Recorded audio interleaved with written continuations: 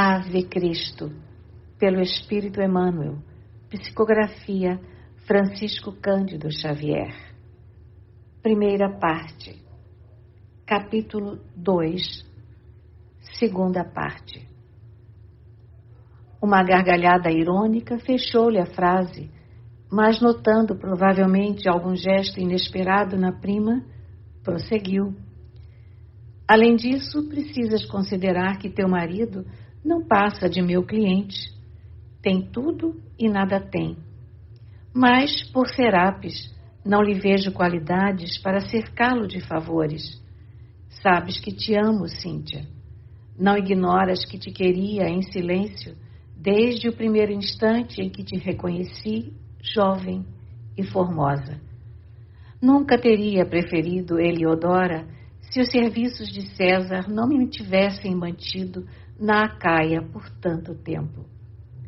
Quando te encontrei, enamorada de Varro, senti uma tormenta no coração. Fiz tudo por tua felicidade. Inclinei as simpatias de minha mulher em teu favor, cerquei-te de mimos, ofereci-te uma residência digna de teus dotes, para que jamais te confundisses com as mulheres miseráveis, que a privação compele à velhice precoce, e por ti suportei até mesmo o esposo que te acompanha, incapaz de compreender-te o coração.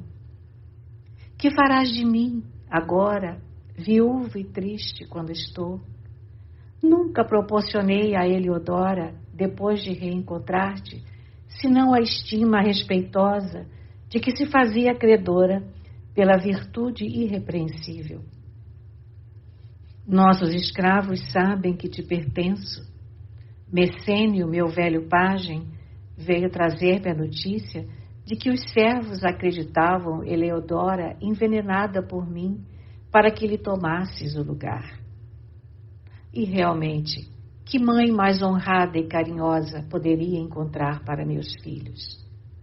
Resolve, pois, uma palavra tua bastará. E meu esposo? Indagou Cíntia com inexprimível temor na voz. Houve um silêncio expressivo, dentro do qual Vetúrio parecia meditar intencionalmente, expressando-se logo depois. Pretendo oferecer ao teu esposo a quitação de todos os débitos. Além disso, posso ampará-lo noutros setores da vida imperial.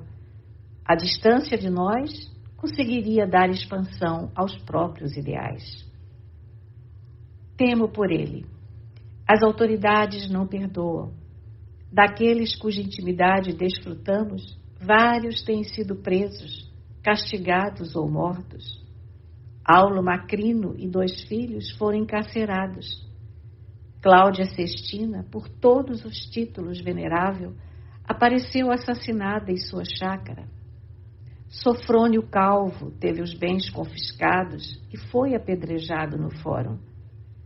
Teu marido poderia dar vazão aos sentimentos dele onde quisesse, menos aqui. Mas que seria feito de Tassiano se atingíssemos uma solução favorável?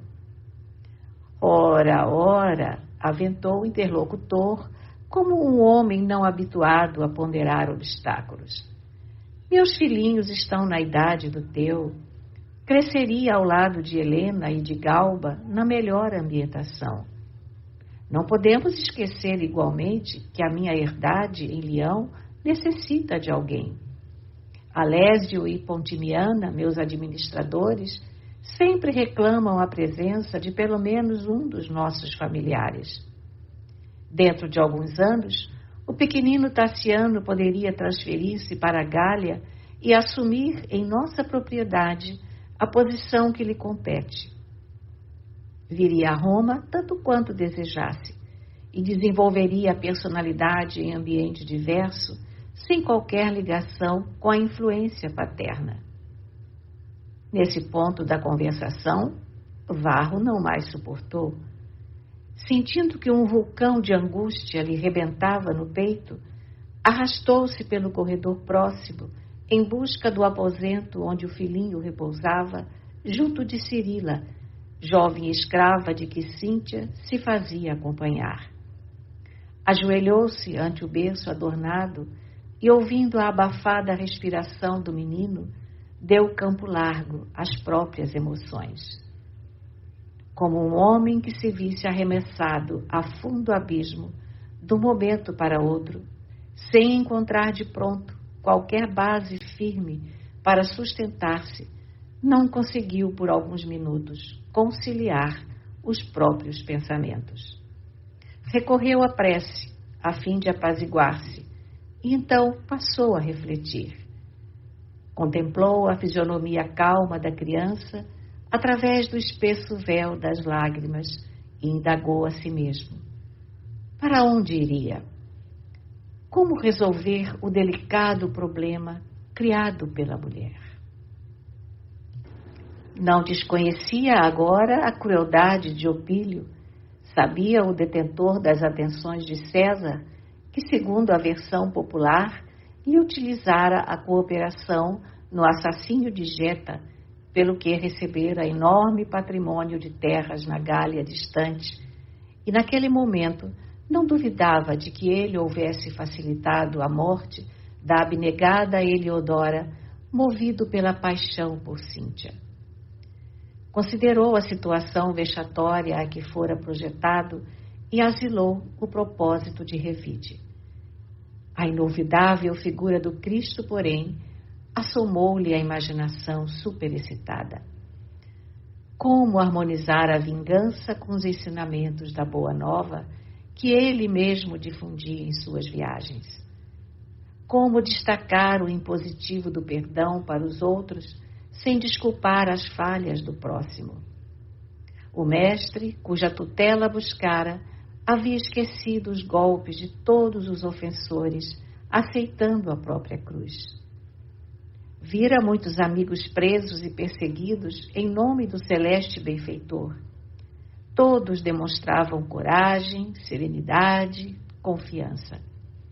Conhecia o devotado pregador do Evangelho na Via Salária, Hostílio Fúlvio, cujos 2 filhinhos haviam sido trucidados sob as patas de 2 cavalos, conduzidos intencionalmente sobre eles por um tribuno embriagado. Ele mesmo, Varro, ajudara a recolher os despojos dos inocentes e vira que o pai, de joelhos, orara, chorando, agradecendo ao Senhor os sofrimentos com que ele e a família eram rudemente experimentados. A aflição daquela hora não seria a mão de Deus que lhe exigia um testemunho de fé? Mas não seria melhor para perecer no anfiteatro ou ver Tassiono devorado por animais ferozes que se confiar em ambos a vergonha da morte moral? E perguntava em pranto mudo: como se portaria Jesus se tivesse sido pai? Entregaria uma criança inerme a um lobo terrível da floresta social sem a mínima reação? Por si, não se notava com direito a qualquer exigência. Reconhecia-se na posição do homem comum e, por isso mesmo, pecador, com a necessidade indisfarçável de adaptar-se à virtude. Não poderia reclamar devotamento à esposa, embora perdê-la lhe custasse imensa dor. No entanto, e o pequenino? Seria justo abandoná-lo à mercê do crime? Oh, Deus! Soluçava intimamente. Como lutar com um homem poderoso, quanto Opílio Vetúrio, capaz de alterar as determinações do próprio César? Que a mulher amada o seguisse era uma ferida que a esponja do tempo, de certo, lhe absorveria no âmago da alma. Contudo, como separar-se do filhinho que era a sua razão de viver? Ergueu-se maquinalmente, retirou o menino adormecido dentre os panos de lã em que descansava e asilou a tentação de fugir. Não seria, porém, indesculpável temeridade expor a criança à intempérie? E como situaria a companheira no dia seguinte, à frente da vida social? Cíntia não havia pensado nele, pai carinhoso e amigo, mas poderia ele, discípulo dos ensinamentos de Jesus, votá-la ao desprezo de si mesma ou à desconsideração pública? Qual se estivesse amparado por estranha força invisível, repôs o pequenino no leito e, depois de beijá-lo enternecidamente, inclinou-se demoradamente sobre ele e chorou, humilde, derramando copiosas lágrimas, como se vertesse o cálido rodo do próprio coração na preciosa flor de sua vida. Logo após, certificando-se de que o diálogo continuava na câmara íntima, regressou à via pública, buscando ar renovado para o corpo enlanguecido. Parou nas margens do Tibre, invocando à memória os padecimentos de todas as vítimas daquelas águas misteriosas e tranquilas que deviam ocultar os gemidos de inúmeros injustiçados na terra. A mudez do velho rio não representava uma inspiração para o campo agitado de sua alma? Os raros transeuntes e os carros retardatários não lhe notavam a presença. Dividindo o olhar entre o firmamento cintilante e as águas tranquilas, abismou-se em profundas indagações que ninguém poderia sondar. Ao alvorecer, tornou a casa, apático e desorientado, e cerrando-se num cubículo, entregou-se a sono pesado e sem sonhos, do qual despertou ao sol avançado pelos gritos dos escravos que transportavam material para construções próximas. Quinto Varro procedeu à higiene da manhã e, procurado por Cirila e a criança, afagou o filho, entre grave e afetuoso, recebendo um recado da mulher, anunciando-lhe que se ausentara, em companhia de amigas, para uma festividade religiosa no Palatino. Acabrunhado, afastou-se da residência na direção da via de Óstia. Desejava entender-se com alguém que lhe pudesse lenir a chaga íntima e, recordando a nobre figura de Corvino, propunha-se fazê-lo confidente de todas as mágoas que lhe fustigavam o coração. Recebido por Lisipo, este informou bondoso que o ancião se ausentara, atendendo a vários enfermos, acentuando, porém, que estaria ele à noite na via Ardeatina. O anfitrião, todavia, observou tamanha palidez do visitante inesperado que o convidou a sentar-se e a servir-se de um caldo reconfortante. Varro aceitou, experimentando grande melhora espiritual. A paz do recinto singelo como que lhe acalmava o espírito desarvorado. Adivinhando-lhe os tormentos morais, o velhinho desenrolou diversas páginas consoladoras que continham informações sobre o heroísmo dos mártires, como que pretendendo cicatrizar-lhe as úlceras invisíveis. O jovem ouviu atento, leu compridos trechos das descrições e, alegando abatimento físico, deixou-se ficar junto de Lisipo até mais tarde, quando ambos se dirigiram para os sepulcros num carro de velho amigo. Alcançaram os túmulos dentro da noite.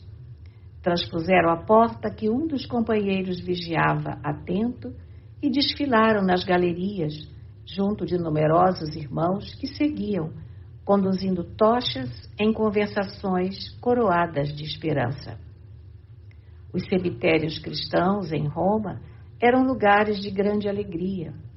Inquietos e desalentados na vida de relação, com infinitas dificuldades para se comunicarem uns com os outros, dir-se-ia que ali, no lar dos mortos, que as tradições patrícias habitualmente respeitavam, os seguidores do Cristo encontravam o clima único, favorável à comunhão de que viviam sedentos. Abraçavam-se aí, com indizível ternura fraterna, cantavam jubilosos, oravam com fervor. O cristianismo de então não se limitava aos ritos sacerdotais.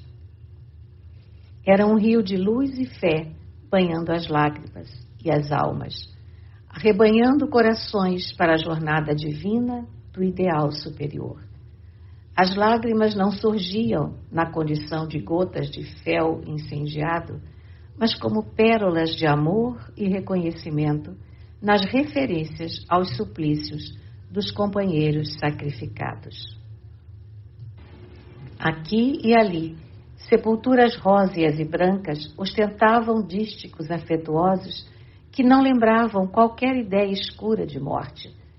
Só a bondade de Deus e a vida eterna mereciam exaltação. Varro relia com avidez as palavras que lhe eram familiares, buscando apoio moral para a resistência íntima de que se reconhecia necessitado. Não longe, a carinhosa amizade de alguém escrevera a saudação. Festo, Jesus te abençoe. Adiante, grafara um pai devotado. Gláucia, querida filha, estamos juntos. Acolá brilhava a inscrição. Crescêncio vive. Mais além, fulgurava outra. Popeia glorificada. Nunca sentira Varro tamanha paz nos túmulos, reconhecendo-se na posição de um homem expulso do próprio lar, sentia agora na multidão anônima dos companheiros a sua própria família. Detinha-se nos semblantes desconhecidos com mais simpatia e interesse e pensava consigo mesmo que naquela fileira de criaturas que ansiosamente buscavam os ensinamentos do Senhor, talvez existissem mais dolorosos dramas que o dele e chagas mais profundas a lhes sangrarem nos corações.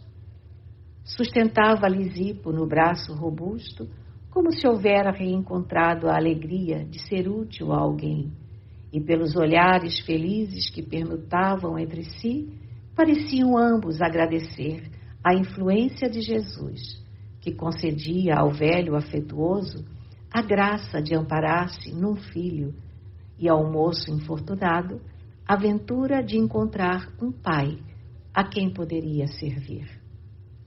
Em grande recinto iluminado, hinos de alegria precederam a palavra do pregador, que, assomando a tribuna, falou com indescritível beleza acerca do reino de Deus, encarecendo a necessidade de paciência e de esperança.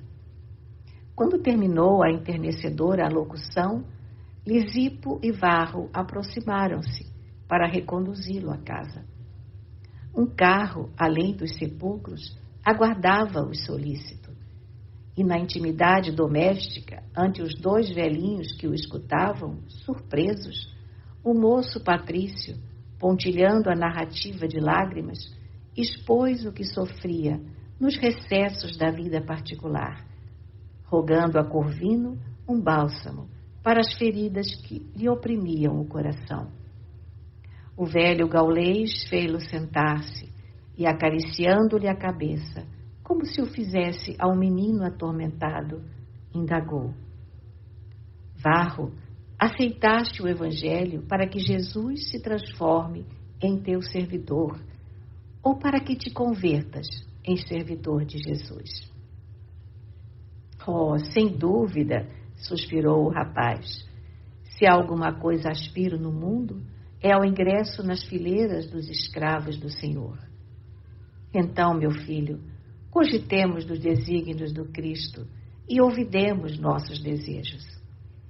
E fitando o céu pela janela humilde, deixando perceber que solicitava a inspiração do alto, acrescentou: Antes de tudo, não condenes tua mulher. Quem somos nós para sondar o coração do próximo? Poderíamos, acaso, torcer o sentimento de outra alma usando a maldade e a violência? Quem de nós estará irrepreensível para castigar? Todavia, como extinguir o mal se não nos dispomos a combatê-lo? Ajuizou Varro gravemente. O ancião sorriu e considerou. Acreditas, porém, que possamos vencê-lo à força de palavras bem feitas? Admites, porventura, que o Mestre haja descido das alturas simplesmente para falar? Jesus viveu as próprias lições, guerreando a sombra com a luz que irradiava de si mesmo, até o derradeiro sacrifício. Achamo-nos num mundo envolvido em trevas e não possuímos outras tochas para clareá-lo, senão a nossa alma, que precisamos inflamar no verdadeiro amor. O Evangelho não é somente uma propaganda de ideias libertadoras. Acima de tudo, é a construção de um mundo novo pela edificação moral do novo homem. Até agora, a civilização tem mantido a mulher, nossa mãe e nossa irmã, no nível de mercadoria vulgar. Durante milênios, dela fizemos nossa escrava, vendendo-a, explorando-a, apedrejando-a ou matando-a, sem que as leis nos considerem passíveis de julgamento. Mas não será ela igualmente um ser humano? Viverá indene de fraquezas iguais às nossas? Por que conferir-lhe tratamento inferior àquele que dispensamos aos cavalos, se dela recebemos a bênção da vida? Em todas as fases do apostolado divino, Jesus dignificou-a, santificando-lhe a missão sublime. Recordando-lhe o ensinamento, será lícito repetir: quem de nós, em sã consciência, pode atirar a primeira pedra? E fixando significativamente os dois ouvintes, acentuou: o cristianismo, para redimir as criaturas, exige uma vanguarda de espíritos decididos a executar-lhe o plano de ação. No entanto, ponderou o jovem romano, algo tímido, poderemos negar que Cíntia esteja em erro? Meu filho, quem ateia fogo ao campo da própria vida, de certo seguirá sob as chamas do incêndio. Compadece-te dos transviados. Não serão suficientemente infelizes por si mesmos? E meu filho? Perguntou Varro com a voz embargada de pranto. Compreendo-te, aflição. E vagueando o olhar lúcido pela sala estreita, Corvino pareceu mostrar um fragmento do próprio coração, acrescentando: noutro tempo, bebi no mesmo cálice. Afastar-me 2 filhinhos foi para mim a visitação de terrível angústia. Peregrinei dilacerado como folha relegada ao remoinho do vento, mas acabei percebendo que os filhos são de Deus antes de pousarem docemente em nossas mãos. Entendo-te o infortúnio. Morrer 1000 vezes sobre qualquer gênero de tortura é padecimento menor que esse da separação de uma flor viva que desejaríamos reter ao tronco do nosso destino. Entretanto, comentou o patrício amargurado, não seria justo defender um inocente, reclamando para nós o direito de protegê-lo e educá-lo? Quem te ouviria, contudo, a voz, quando uma insignificante ordem imperial poderá sufocar-te os gritos? E, além do mais, aduziu o ancião afetuosamente, se estamos interessados em servir ao Cristo, como impor a outrem o fel que a luta nos constrange a sofrer? A esposa poderá não ter sido generosa para com o teu coração, mas provavelmente será abnegada mãe do pequenino. Não será, pois, mais aconselhável aguardar as determinações do Altíssimo na graça do tempo? Detendo-se na dolorosa expressão fisionômica do pai desventurado, Corvino observou, depois de longa pausa: não te submetas ao frio do desengano, anulando os próprios recursos. A dor pode ser comparada à volumosa corrente de um rio, suscetível de conduzir-nos à felicidade na terra firme, ou de afogar-nos quando não sabemos sobrenadar. Ouve-nos, o Evangelho não é apenas um trilho de acesso ao júbilo celestial depois da morte. É uma luz para a nossa existência neste mundo mesmo, que devemos transformar em reino de Deus. Não te recordas da visita de Nicodemos ao Divino Mestre, quando o Senhor asseverou convincente: importa renascer de novo? Ante o sinal afirmativo de quinto varro, o ancião continuou: também sofri muito quando ainda jovem me decidi ao trabalho da fé. Repudiado por todos, fui compelido a distanciar-me das Gálias, onde nasci, demorando-me por 10 anos consecutivos em Alexandria, onde renovei os meus conhecimentos. A igreja de lá permanece aberta às mais amplas considerações em torno do destino e do ser. As ideias de Pitágoras são ali mantidas num grande centro de estudos com real proveito, e depois de ouvir atenciosamente padres ilustres e adeptos mais esclarecidos, convenci-me de que renascemos muitas vezes na terra. O corpo é passageira vestidura de nossa alma que nunca morre. O túmulo é ressurreição. Tornaremos a carne tantas vezes quantas se fizerem necessárias, até que tenhamos alijado todas as impurezas do íntimo, como o metal nobre que tolera o cadinho purificador, até que arroje para longe dele a escória que o desfigura. Corvino fez ligeiro intervalo, como a dar oportunidade à reflexão dos ouvintes, e prosseguiu. Jesus não falava simplesmente ao homem que passa, mas, acima de tudo, ao espírito imperecível. Em certo passo dos seus sublimes ensinamentos, adverte: melhor será entrares na vida aleijado que, tendo 2 mãos, te aproveitares delas para a descida às regiões inferiores. Refere-se o Cristo ao mundo, como escola em que procuramos o nosso próprio burilamento. Cada qual de nós vem à Terra com os problemas de que necessita. A provação é remédio salutar.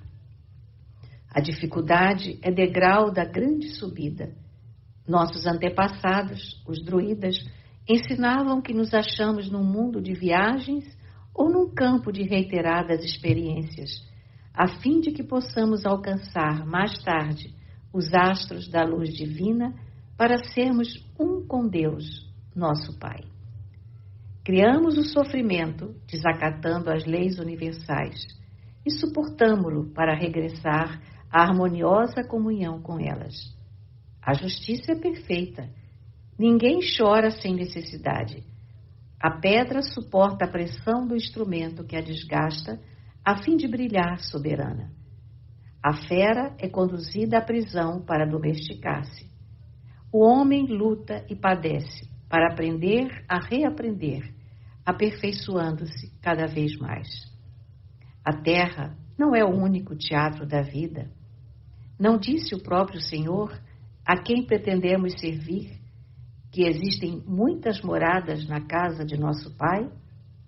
O trabalho é a escada luminosa para outras esferas, onde nos reencontraremos como pássaros que, depois de se perderem uns dos outros sob as rajadas do inverno, se reagrupam de novo ao sol abençoado da primavera. Passando a mão pelos cabelos brancos, o velho acentuou: tenho a cabeça tocada pela neve do desencanto. Muitas vezes a agonia me visitou a alma cheia de sonhos. Em torno de meus pés, a terra fria me solicita o corpo alquebrado, mas dentro do meu coração, a esperança é um sol que me abrasa, revelando em suas projeções resplendentes o glorioso caminho do futuro. Somos eternos, Varro. Amanhã reunir-nos-emos felizes no lar da eternidade, sem o pranto da separação ou da morte. Ouvindo aquelas palavras repletas de convicção e de ternura, O moço Patrício aquietou o espírito atormentado. Mais alguns minutos de animadora conversação correram céleres e, algo refeito, dispôs-se a partir. Uma biga ligeira, por ele solicitada, esperava-o a reduzida distância. Quando o galope dos cavalos se fundiu no grande silêncio à porta do templo doméstico, o jovem, mais tranquilo, notou que poucas estrelas ainda fulguravam palidamente enquanto o firmamento se tingia de rubro. Alvorejava a manhã.